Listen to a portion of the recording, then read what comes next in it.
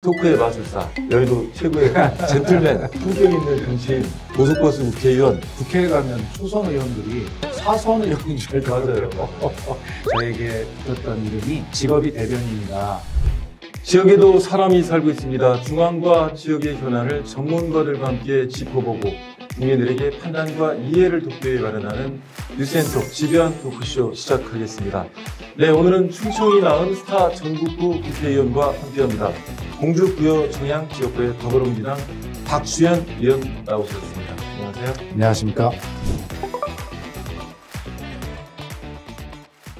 박주현 의원 하면 토크의 마술사, 여의도 최고의 젠틀맨, 품격 있는 정치인, 고속버스 국회의원.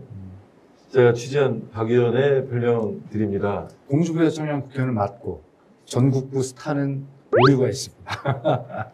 그렇게 되기 위해서 노력하겠습니다. 그 겸손한 모드로 또 전환을 하셨어요.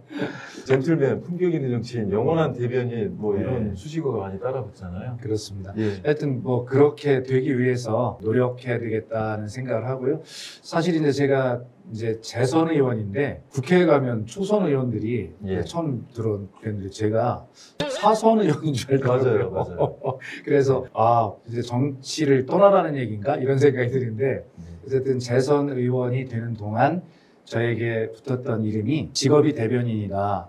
그러니까 청와대 대변인과 수석까지를 포함하면 8번을 대변인을 했으니까 큰 무리는 없을 것 같은데 이게 저에게는 가장 큰 부담이에요. 사실은 우리 언론계 쪽에서 봤을 때는 굉장히 인정을 많이 하는 분이죠. 거의 최고의 국회의원이라고 생각합니다. 그리고 언론계 기자보다 더 많이 하세요. 이번에 제가 대선을 치르면서 이재명 후보, 경선 후보일 때 제가 공보 단장을 했고요. 늘 언론을 상대하는 직업을 가졌는데 이번 대선 때 갑자기 제가 지역 언론이 생각이 나는 거예요. 우리 지방에 있는 기자님들, 언론들은 대선 캠프에서 어떻게 연락을 하나? 이런 생각이 갑자기 들어서 그래서 지역 언론을 이제 소통을 하기 시작했는데 저는 깜짝 놀랐습니다. 기자 생활 25년 만에 중앙 캠프에서 연락을 하는 건 처음 봤다. 이렇게 연락을 하셨는데 어쨌든 깜짝 놀랐고 그렇게 소통을 하기 시작했는데 이번에 제가 전국에 있는 지역 기자님들과 소통한 통계를 이렇게 딱 내보니까 6,193명의 기자님들과 소통을 했더라고요. 이 소통의 어떤 중요함 이런 것들에 대해서 다시 한번 느끼게 됐고 이제는 우리 뉴스앤톡이 지역에서 비록 이렇게 유튜브 방송을 시작하지만 유튜브에는 지역이 구분이 없습니다. 그렇죠. 전국이니까. 그래서 우리 뉴스앤톡이 지역을 대표하는 유튜브로 시작을 했지만 이제는 전국을 주름잡는 그런 지역 방송으로 유튜브로 자리 잡기를 소망합니다. 네. 지금 이 말씀은 이제 박제가 됐습니다. 네, 그럼요, 당연히. 자, 이제 본격 토크를 나눠보도록 하겠습니다. 충청권에서는 지금 갑자기 해수부 이전 문제가 대두가 됐습니다. 어떻게 보면 이게 대통령이 거의 1호 공약처럼 지금 취급을 받고 있거든요.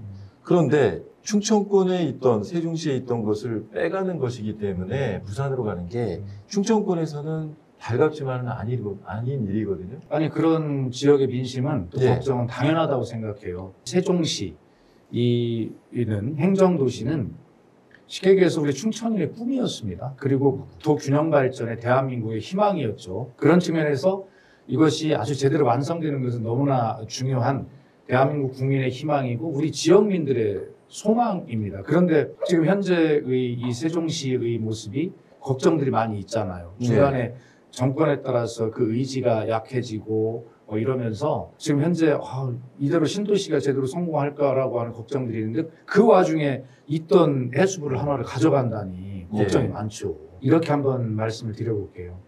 이 해수부 이전은 이번에 나온 이야기가 아니라 오래된 이야기입니다.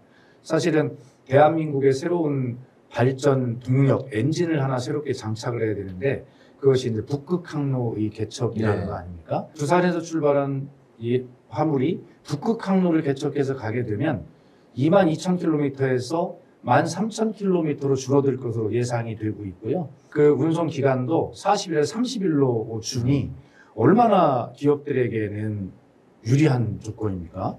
이런 장점이 있어서 우리 부산항을 제가 말씀드린 미국, 중국, 일본, 동남아시아, 오세아니아의 환적항으로 만들고 거기서 출발하는 북극항로의 기점으로 만드는 엄청난 대한민국의 새로운 발전의 동력이라고 하는 꿈이 생겼어요. 자, 그러려면 거기에 해수부가 같이 있어서 어떤 그 산업적인 시너지를 낼 수 있도록 해야 되는 것은 뭐 상식적으로 한번 상상해 볼 수 있지 않습니까? 그런데 문제는 지금 세종시로 와서 다 모여 있는 시작했는데 여기서 이걸 빼간다고? 그러면 또 걱정은 그러면 또 저쪽 전라도에서 뭘 한다고 하면 권리 또 하나 빼주는 거 아닌가? 지금 수요 중심으로 부처가 움직인다면 그러니까. 세종시에 있을 부처는 하나도 없죠. 그러나 이재명 대통령이 분명히 약속을 한 것이 세종 해수부 하나다. 그리고 그만큼 대한민국 국가 공동체를 위해서 꼭 필요한 일이라는 판단을 이재명 정부는 하고 있는 것이고요. 그 다음에 또 하나는 이런 건 어떨까 싶어요. 지금 우리는 행정 수도를 완성해야 된다, 그렇게 가야 된다라고 주장을 하고 있지 않습니까? 그럴 때 세종시로 국회의사당, 본회의실, 대통령 집무실까지 완전히 이전해서 이 세종시를 명실상부한 행정 수도로 완성해야 한다라고 하는 것을 대한민국 국민 전 공동체가 합의를 해줘야 되는 일 아니겠어요? 그래야 개헌도 될 거 아닙니까? 그런데 우리는 그렇게 이곳으로 다 와야 된다고 주장하면서 여기서 그런 새로운 대한민국의 경제성장 동력 엔진을 만드는 북극항로를 개척하기 위해서 이것의 해수부를 하나만 좀 이전해야 되겠어요 라고 하는 이 비전에 대해서 안 돼 라고 이것을 지역적인 어떤 이슈로 만들어서 반대를 한다면 지금 아까 제가 말씀드린 그 많은 부처와 국회를 어떻게 이곳으로 와야 한다고 주장하겠습니까? 아마 이 말씀을 드리면 저보고 무슨 뭐 고향을 배신하냐? 뭐라고 할지도 모르겠어요. 그러나 아마 지금 이 제 설명을 들으신 우리 뉴스앤톡에 정말 우리 청취자, 시청자 여러분께서는 제 말씀을, 진심을 충분하게 알아주실 거라 생각하고 저도 세종시를 만들기 위해서 12일간 목숨을 건 단식 투쟁을 한 충청인의 한 사람이기 때문에 충청의 이익을 당연히 중요시하지만 그러나 좀 더 큰 국가의 이익 안에 우리 지역의 이익도 있다라고 하는 말씀을 꼭 뉴스앤톡을 통해서 한번 정식으로 드리고 싶었습니다. 네, 그런데요. 지금 해수부가 절대적인 수요, 북극항로 개척이라든지 이런 필요성 때문에 부산으로 가는 건 좋은데 그러면 충청으로 여가부 법무부라든가 행정수도 완성을 해야겠다. 네. 이런 것들이 구체적으로 해수부만큼 디테일하게 나오진 않았거든요. 네. 이러니까 오히려 더 지금 걱정이 되고 있거든요. 그 말씀도 맞습니다. 그러나 이재명 대통령도 그렇고 지금 국민의힘의 대통령 후보님의 공약도 일치하는 것이 행정수도의 완성으로 가야 된다라고 하는 점에서는 이견이 없잖아요. 예. 그런데 이것들이 이제 절차와 시간이 필요합니다. 우선 그 의사당 문제만 해도 짧게 설명을 드리면 지금 현재 26년까지 아마 우원식 국회의장은 이 청사진이라도 마련하고 나가야 되겠다 할 만큼 절차가 있어요. 그러나 분명한 것은 기재부가 반대해왔던 이 국회 세종의사당 건립을 위한 총사업비 이것을 이제 합의했어요. 합의해가지고 이제는 쉽게 대못을 박아놓은 거죠. 이 문제는 시간은 비록 걸리겠습니다만 그러나 차곡차곡 지금 앵커께서 질문하신 그런 문제들이 발표되는 배치가 되는 시간 계획들이 있다. 그럼 그 차곡차곡 그 시간 계획에 따라서 말씀 한번 드려볼게요. 첫째, 대통령 집무실 용산에 있잖아요. 예. 청와대 수리해서 들어가잖아요. 사회적 합의를 거쳐서 세종시로 온다. 사회적 합의를 어떻게 거쳐서 또 온다는 거죠. 이게 과연 실현 가능할 것인가? 아니 그러니까 지금 현재 세종에 건설되고 있는 것이 대통령 제2 집무실 아닙니까? 그렇죠. 이 집무실 가지고 그동안 많은 분들이 약속을 했어요. 문재인 대통령도 하셨고 윤석열 대통령도 하셨습니다. 당장 완성이 된 것이 아니기 때문에 그러나 자주 들려서 여기서 국무회의를 하겠다. 한 번은 서울에서 한 번은 세종시에서 국무회의 하겠다. 그런데 그걸 잘 지켜지지 않았죠. 뭐 윤석열 대통령 때는 뭐 거의 3번밖에 안 했습니다. 자, 그런데 이 문제가 아까 제가 시간 계획이 있다고 했지만 대통령 제2 집무실은 2029년까지 완공하도록 돼 있어요. 예. 이것을 밤새워서 오늘 뚝딱 그냥 막 질 수는 없는 노릇이잖아요. 그렇기 때문에 그렇게 빨리 진행을 계획 안에 완공을 하면서도 그리고 국회 세종의사당은 애초에 30년, 31년, 30, 지금 33년까지 그렇죠. 가 있거든요. 그래서 제가 그거를 강력하게 좀 주장을 하고 있습니다. 건립위원이기 때문에. 좀 당겨라. 네, 당겨라. 그런데 이분들도 사실은 당겨놓고 그 약속을 못 지키면 욕먹을까봐 지금 그냥 이렇게 늘려놓고 있는 보수적으로 보수하고 있는 것이거든요. 문제는 지금 이재명 대통령 임기 안에 그럼 올 수 있냐 이 문제를 지금 질문하신 거잖아요. 예. 그 문제는 국정기획위원회에 지금가 8월 14일까지 진행이 되는데 그 안에서 이제 많은 것들이 논의가 될 겁니다. 그래서 그 안에서 최소한 어떻게 하겠다는 로드맵을 확정을 해서 우리 세종 시민께 충청인들에게 설명하는 때가 다음 달쯤에 있을 거다 생각합니다. 네, 여기서 아쉬운 점이 이재명 대통령이 그러면 국무회의를 자주 세종에서 열겠다. 뭐 구체적으로 숫자를 제시할 수는 없겠지만 나는 뭐 한 달에 한 번은 세종에서 하겠다라고 말씀이라도 하시면 고마울 텐데 그렇게 말을 철석같이 해놓고 한 번 잘 안 지키는 것보다 예. 말을 안 했지만 오시기 그렇게 하면 훨씬 더 좋지 않겠습니까? 어쨌든 국정기획위원회에서 지금 제가 말씀드린 대로 각 사업 계획이 그렇게 연도가 돼 있기 때문에 그렇다면 그 대안으로 어떻게 할 것인가라고 하는 것들이 지금 앵커께서 말씀하신 것들을 포함해서 전 정권도 그런 약속을 했으니까요. 실질적인 국무회의를 더 자주 이 세종에서 개최함으로써 이 대통령의 그런 세종시의 행정수도 완성이라고 하는 의지를 강력하게 표명하는 것 이것이 가장 중요하다 저는 그렇게 생각을 합니다. 저는 네. 이재명 대통령을 믿습니다. 알겠습니다. 정리하자면 행정수도 완성 의지는 분명히 있다. 그럼요. 행정수도 특별법 자체가 지금 현재 있습니다. 그런데 네. 이번에 특별조치법이라는 이름으로 네. 또 발의가 됐잖아요. 강준현 의원과 저희들 49명의 국회의원들이 예. 좀 합동으로 발의했는데 여기서 주목할 점은 그 내용도 뭐 당연히 주목을 해야 되지만 그러나 더 중요한 것은 수도권의 의원들, 국회의원들 이런 사람들이 전국적으로 다 사인을 같이 했다는 거예요. 어떤 정확한 이름은 잘 모르겠습니다만 서울의 김영배 국회의원이 예. 그 포럼의 회장인데 김영배 의원이 우리 이런 포럼 할 때마다 참석을 해서 강력하게 지지와 응원 메시지를 계속 내거든요. 그래서 이 문제는 이제 수도권과 지역 국회의원의 어떤 갈등이나 이런 것이 아니라 결과적으로는 거스를 수 없는 대세가 되었기 때문에 수도권도 이제는 다 그렇게 49명이나 사인을 했다는 것 그것이 굉장히 중요하다고 저는 생각합니다. 알겠습니다. 그 내용도 뭐 일부 발췌를 해보면 네. 국회 본원, 대통령 집무실 설치를 여기에 할 수 있도록 한 거죠? 당연히 그렇습니다. 예. 그래서 그러니까 개헌을 통해서 해야 될 일들을 특별조치법 법률에 의해서 할 수 있도록 하는 조치들 그게 굉장히 실현 가능한 지름길 아니겠습니까? 그런 예. 것들을 수도권 의원들과 함께 우리가 발의를 하고 강준현 의원 저 이렇게 해서 함께 하고 있습니다. 만약에 우연시판이 가더라도 뭐 상황이 많이 좀 달라졌겠죠? 아 그럼요. 이게 과거에는 사실은 이게 뭐 성문헌법상 뭐 서울을 수도로 본다 뭐 이런 이상한 논리였잖아요. 예. 그러나 지금은 그런 꼭 헌법을 개정하지 않더라도 그 다음에 헌법재판소가 그 당시에 그렇게 서울을 수도로 본다는 그 결정이라고 헌법재판소 결정례를 바꾸지 않더라도 그 하위에 있는 법률을 통해서 이것이 행정수도가 이전할 수 있는 조치들을 담자라고 하는 게 이번 그 법안 발의의 취지입니다. 알겠습니다. 사실 일기 장관 후보가 11명 발표될 때까지만 해도 충청권은 없었어요. 송미령 장관 한 사람만. 송미령 장관도 충청인가요? 그렇죠. 아, 예, 예. 와, 이거 큰일입니다. 현재 국회의원까지. 예. 이게 송미령 장관이 논산 출신이라는 걸 아는 사람들이 없어요. 그러니까요. 자, 그런데 이런 와중에 충청권도 패싱하는 거 아니냐 했는데 갑자기 교육부 장관. 교육부 장관, 그렇죠. 제일 큰 교육부 장관이 또 부총리급이잖아요. 그럼요. 예, 이진숙 전 충남. 아니 그래도 박수 쳐드리고 싶어요. 박수 한번 칠까요? 아 예.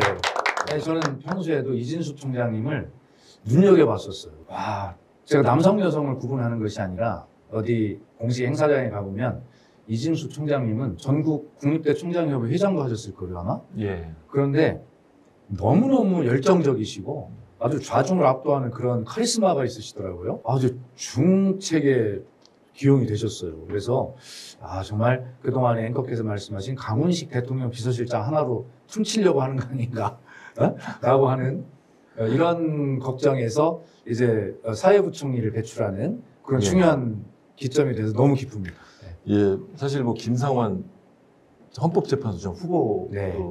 대전 보문고 출신이시고 네. 이진숙 장관 후보자는 사실은 더 큰 의미를 갖고 있는 게 이분이 늘 주창하시는 게 서울대 10개 만들기잖아요. 그렇습니다. 그게 이재명 대통령의 공약이죠. 예, 서울대 10개 만들기 추진을 강력하게 하신 분이라서 사실 우리나라에서 가장 큰 문제가 서울대로 대표되는 엘리트층의 그런 어떤 특별함 뭐 이런 것들이었는데 그러니까 서울대학이라고 하는 학교의 특별함보다 사회 전체 구조가 문제인데 서울대 연고대, 소위 스카이대 또 지금 인서울만 가도 성공했다고 하잖아요. 예. 그런데 서울로 대학을 가면 거기서 잘 배워서 지역으로 고향으로 내려와서 직업을 갖고 여기서 지역을 발전시키는 일에 기여해야 되는데 지역 인재들이 집도 없고 직장도 없고 문화도 안 되고 그러니까 서울로 대학을 가면 거기서 눌러앉아서 대를 이어서 서울 시민이 되는 거예요. 그러니까 서울로 좀 인구가 빨려가는 것이죠. 그러므로 이 국토 균형 발전 내지는 지역 소멸 대응을 하기 위해서 가장 중요한 것은 그런 우수한 대학을 지방에다 만드는 거예요. 그러나 대학을 만드는 것뿐만 아니라 그 대학을 졸업하면 그곳에서 직장이 해결이 되고 아이들 교육이 해결이 되고 나의 문화생활이 향유가 되는 이러한 것들이 같이 해결이 돼야 되거든요. 예. 그래서 서울대학 10개 만들기 공약을 우리 이진숙 총장 평소에 지론이시기도 하지만 이재명 대통령의 공약입니다. 그것은 우수한 대학을 지방으로 분산한다는 차원을 넘어서 그러한 구조적 문제를 함께 해결하자는 것이 함께 담겨 있는 뜻입니다. 자, 이번에는 검찰개혁, 누구보다도 우리 박 의원님께서 검찰개혁을 주창을 하셨는데 검찰개혁에 대해서 얘기를 해볼게요. 검찰개혁 4법이 발의가 됐습니다. 네. 예, 뭐 중수청, 기소청으로 분리되는 것이 핵심이잖아요. 그렇습니다. 근데 여기에 대해서 입장은 어떤? 아니 당연히 우리 그 뉴스센터 그 시청자, 청취자 여러분께서 좀 잘 한번 들어보시면 지금 대한민국 검찰이 정상이라고 생각하십니까? 다른 나라와 비교해서도 그렇고 현재 우리 모습 두 가지를 다 놓고 기준으로 볼 때 정상이 아닙니다. 왜냐하면 검찰 스스로가 수사권을 가지고 영장 청구, 기소권을 다 독점하고 있는 곳이 거의 유일하다고 해요. 예. 그럼 왜 대한민국 검찰은 이런 모습이 생겼는가? 바로 올해가 그 광복 80주년 아닙니까? 1945년으로 돌아가 보면 해방이 됐어요. 새로운 나라의 기틀을 만들어야 했습니다. 그런데 일제 36년간 식민지 지배를 당하다 보니까 일제가 식민 통치를 원활하게 하기 위해서 일제 고등 경찰하면 지금도 무섭잖아요. 오죽하면 그렇죠. 예. 우는 아이들에게 호랑이가 온다라고 하면 울음을 그치지 않는데 순사 온다 그러면 울음을 그친다는 말이 있겠어요. 예, 참 슬픈 얘기죠. 그래서 일제 통치를 효과적으로 하기 위해서 경찰력에 엄청난 힘을 주었던 거예요. 예. 그러자 해방이 되자 우리는 이렇게 비대한 공룡 같은 경찰을 더 이상 둬서는 안 되겠다. 그래서 검찰이라는 것을 만들어서 여기에 권한을 줘야 되겠다. 그때도 재헌을 우리 헌법을 만들고 할 때도 검찰에 너무 많은 힘을 주다가 또 이게 공룡이 되는 거 아니냐라는 걱정들이 많으셨어요. 우리 선조들께서. 그런데 결과적으로 그때는 경찰을 견제하기 위해서 검찰에 힘을 줄 수밖에 없는 역사적인 그런 과정이 있었고 이게 지금 80년간 흘러오다 보니까 이제 손을 못 대는 공룡이 돼버린 거예요. 예. 그래서 검찰이 권력이 신여가 되다 못해서 결과적으로 윤석열 검찰총장이 대통령이 되는 검찰 스스로가 권력이 되어버린 상황이 온 겁니다. 그래서 결과적으로는 이 검찰 정권을 영원히 만들기 위해서 12.3 작년에 우현 불법 비상계엄을 일으킨 것 아니겠어요?